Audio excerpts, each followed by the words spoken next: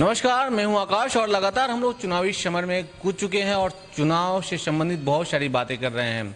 हम हर उस विधानसभा में जा रहे हैं जहां से कई युवा चुनाव लड़ रहे हैं, कई लोग जनप्रतिनिधि हैं, सब लोग अपने अपने दावों को लेके जा रहे हैं। आज इसी क्रम में हम हैं सिवान के बढ़िया विधानसभा में और हमारे साथ मोहम्मद तौसीफ हमारे साथ हैं और ये लगातार क्षेत्र में घूम रहे हैं, समाज सेवा से जुड़े हुए हैं। लेकिन सबसे अच्छी बात यह है कि ये एजुकेशन रखते हैं और जनता की सेवा करना चाहते हैं। ये चाहते हैं कि जनता के पास रोजगार हो, ये चाहते हैं स्वास्थ्य के प्रति लोग जागरूक हों, ये चाहते हैं कि जो भी क्षेत्र हो चौमुखी विकास हो। हमारे साथ हैं बंटी जी, इनसे सीधे तौर पे जानते हैं कि आप आए हैं क्षेत्र में और सबसे पहले दिल्ली रहते थे, आखिर क्या कारण हुआ कि आप क्षेत्र में आ गए? देखिए, सबसे पहले तो हम ये बता दें कि एक स्टूडेंट लाइफ से मेरी सोच थी। राजनीति में बिल्कुल मेरा एक सोच नहीं था। 2017 से पहले हम जब दिल्ली में थे, स्टूडेंट लाइफ था मेरा। उस समय यहाँ से बहुत सारे कॉल जाते थे। उस समय एक सोशल वर्क के रूप में मुझे काम करने में बहुत अच्छा लगता था, एक सोशल वर्क। लेकिन यहाँ आते थे गांव, यहाँ के कंडीशन देखते थे। यहाँ एक टेस्ट फार्मा के लिए श्याम बहादुर जी के पास लगभग 2 महीना 3 महीना लोग दौड़ते थे। उस समय मेरा माइंड में जाता था, यार कहीं ना कहीं एक पावर की वजह से, कहीं ना कहीं राजनीति में अच्छे लोग नहीं होने के कारण ये सब समस्या से लोग जूझ रहे हैं।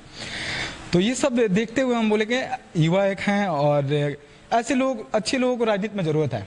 तो हम सोचे राजनीति में आएंगे और समाज में बदलाव लाने के लिए अच्छे लोगों को राजनीति में बहुत जरूरी है। बहुत कम समय में आप बहुत सारा पहचान बना चुके हैं। कोरोना काल में लगातार देखा कि लोगों के सहयोग के लिए आप जुड़ रहे हैं, लेकिन जो स्थानीय विधायक के द्वारा विकास होना चाहिए था, क्यों नहीं हुआ? चौमुखी विकास जो दिखना चाहिए वो नहीं दिख रहा है। देखिए, सबसे पहले तो हम बता दें कि ज़मीनी स्तर पे आप उतर करके देखिए क्या विकास हुआ है।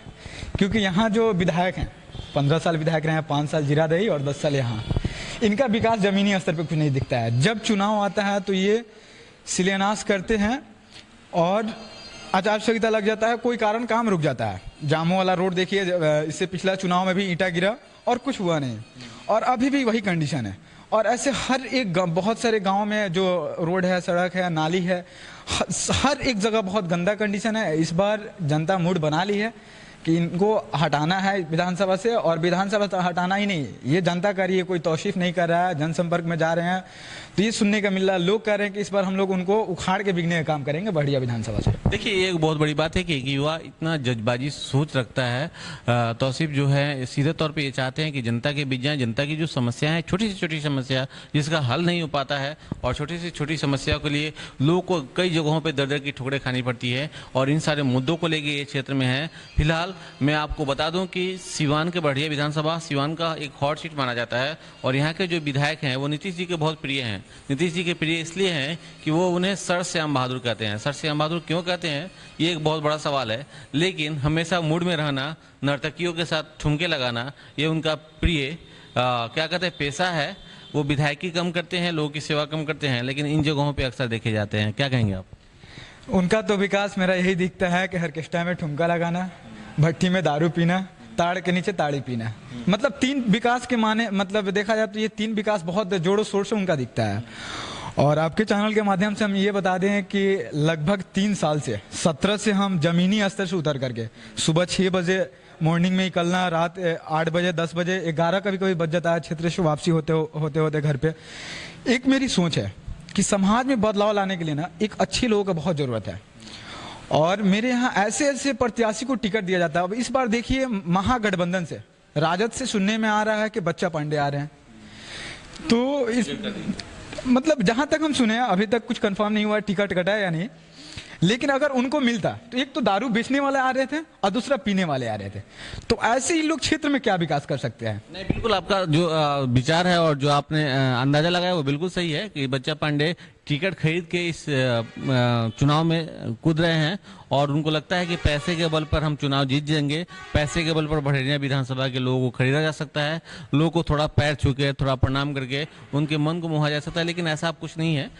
यहाँ की जनता जागरूक हो चुकी है और युवा प्रत्याशियों के साथ जुड़ के काम कर रही है। उन लोगों को भी लगता है कि अब कुछ बदलाव होना चाहिए, कुछ नया होना चाहिए। और आपको एक चीज़ और बता देना चाहते हैं कि युवाओं का राजनीति में आना इसलिए जरूरी है कि युवा अपना भविष्य देखते हैं। कोई बुजुर्ग अगर राजनीति में आता है तो उसका लगता है कि 5 साल 10 साल ज़्यादा से ज़्यादा रहेंगे और फिर हमारा एज खत्म हो जाएगा, जाएगा, फिर मुझे कोई पूछने वाला नहीं होगा, तो वो काम नहीं कर पाता है।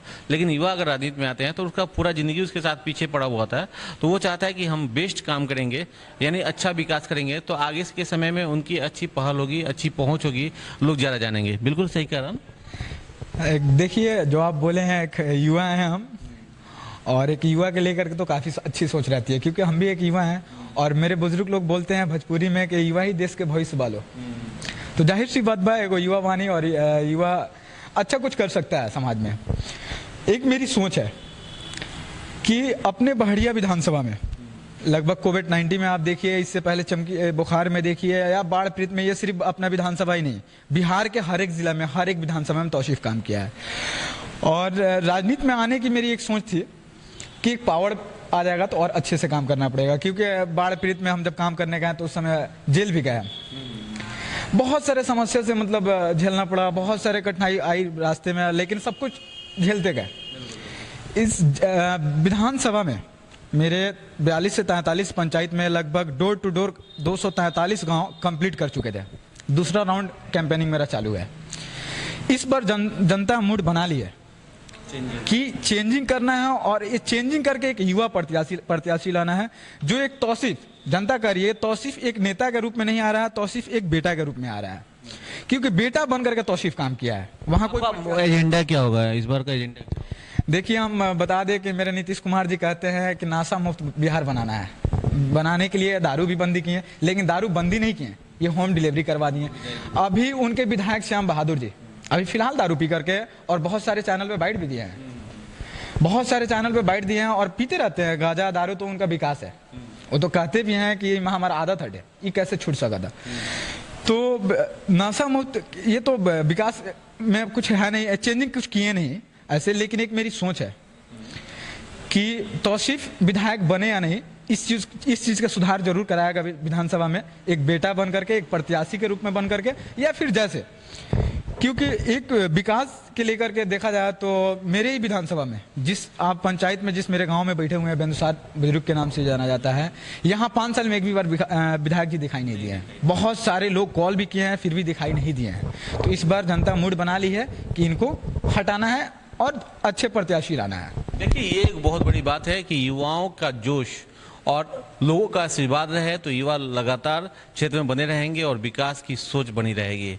ऐसे में जनता जनार्दन ही मालिक है कि इसे किस बार अपना सरताज पहनाती है और पार्टी किस पे अपना विश्वास दिलाती है। फिलहाल तौसीफ जो है लगातार क्षेत्र में घूम रहे हैं और जनता का विश्वास जीत रहे हैं, और ये लगातार कोरोना काल में हर घर में हर जरूरतमंदों के बीच खड़े रहे हैं। इन्होंने सेवा के रूप में अपना पूरा समय दिया है। अब देखना ये होगा कि जनता आशीर्वाद के रूप में इन्हें क्या देती है। कैमरा पर्सन आशीष के साथ आकाश, न्यूज़ ब्यूरो।